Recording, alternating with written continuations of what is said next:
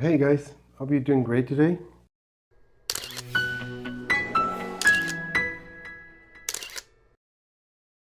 I want to share with you a video that I prepared for you while I was at a trip in Orlando, Florida. A couple of weeks ago, I decided to go on a trip with my family. And so, yeah, I took with me, of course, my camera and one lens only.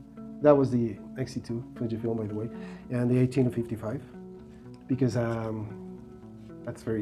it's a small, it's very versatile, and that's pretty much what I've been doing mostly every day for the past 8 years. So anyhow, in order to reinforce my previous video about sound focusing and depth of field, I decided to prepare this video for you exactly or precisely using those techniques.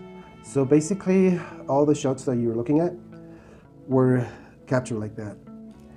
My zoom lens was at 18, and pretty much I used the same aperture, which was an f8, and I was controlling my shutter speed manually. In this case, I decided to use auto ISO because of the weather conditions. It was way too bright and very dark shadows or dark areas, dark spaces inside the park. So instead of just sticking to one ISO, which is currently what I do in my work, in landscape or portrait, or today I decided to, well, not today, but during the trip I decided to use auto ISO and just concentrate on my composition and the surroundings, the people around me, the things going on around with the family and with the rest, you know. And I think that's a better way, a better approach for this kind of situation. So I just control the speed manually, and I don't have to worry about autofocus or anything. Just set my hyperfocal, set my depth of field, and I was pretty much, as I said, using f8, so I could get pretty much everything from 2 meters onto the infinity in focus, or acceptably sharp, as it's tend to be said, and just focus on my composition, focus on the activities, people around me, buildings, you know, the urban situations, some cityscapes, or and so on and so forth. So this is what I did, and all the images you're looking at were shot with the same settings.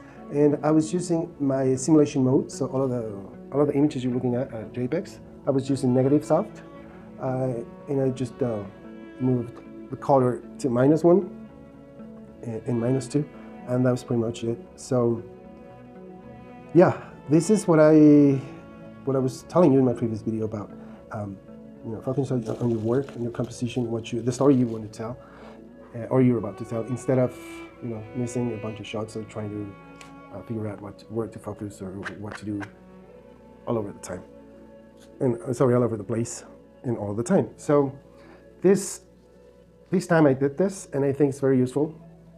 You should try it. If you haven't, try it. It works very good.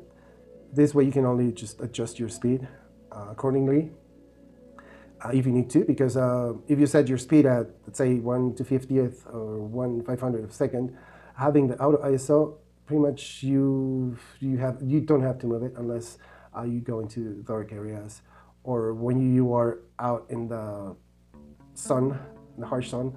But other than that, this allows us to focus basically on our composition and the story we want to tell. I think this is a very good example because, funny enough, I spent like 10 days there, and I didn't see anyone shooting or snapping shots. I mean, anywhere. Of course, with the phone, pretty much everyone's doing that. But I didn't see anyone carrying a camera or trying to do the kind of things that I was doing. And I realized that I was basically invisible because the camera setup that I use is very small. Of course, I don't get too close to the people and get the camera in front of them, because that's not the way I like to do it. But I didn't have any issue, not even a long face or anything.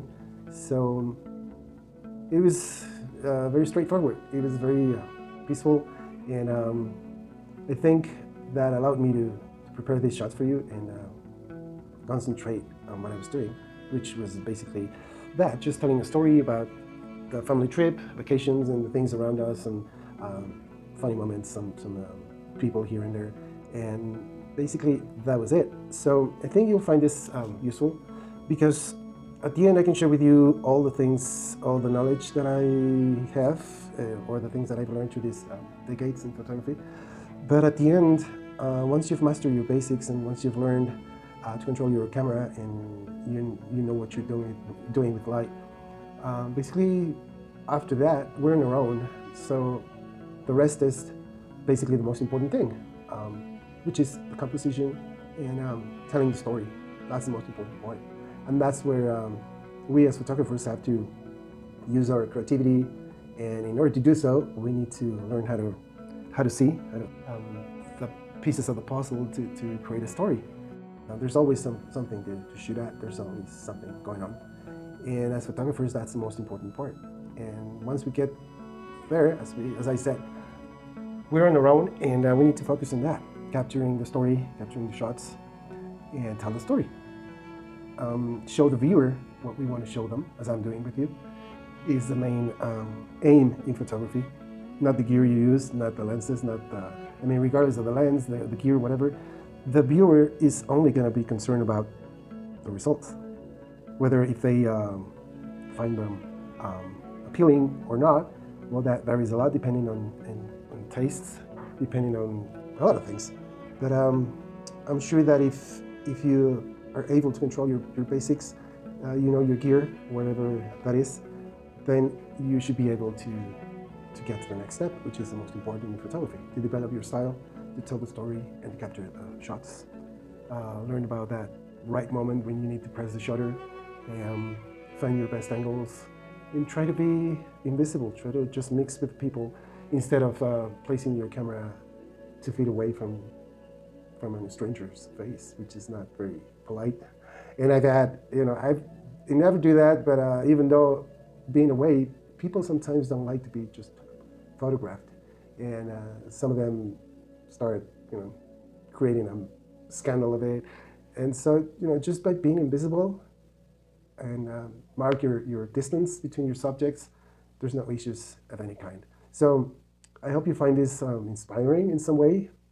Basically, there's just samples of street shots, in this case, inside a park, shots of people randomly, some of my family, some of the places, and using some focusing and my hyperfocal, which I already said. I was using auto ISO from 400 till 3200, an f number of 8, and adjusting my speed between 250 of a second till 4000. And as for the white balance, I left it an auto because of the lighting situation, and it works fine. Center weighted measuring, and reframing, which is something that I've always done. You're noticing that most of my shots, if not all of them, have or are based on a rule of thirds, whether if it's for the bottom or the top third, but most of them are based on the rule of thirds, which is something that I've used for so long. And as well, you're looking at some variations in colors and contrast.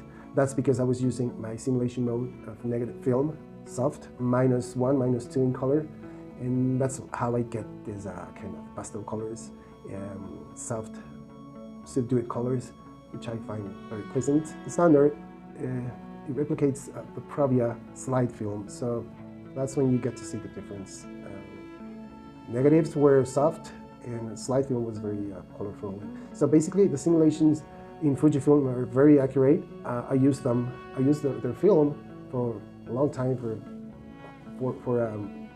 all sorts of photography, and I got very familiar by looking at them every day. So I think they're very, very accurate, and it depends on your taste which one will suit better your needs. Whether if it's just a negative kind of look or a slide film look, that's up to you.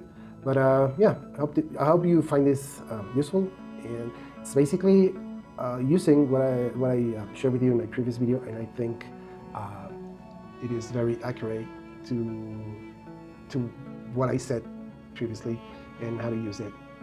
In that video, I mentioned that I mostly never use auto ISO, but in this case, I did because I was just carrying my camera on my neck as always, and just shooting here and there without sometimes even looking through the viewfinder, and it worked fine. So yeah, I think it's the best way or the best approach for this situation.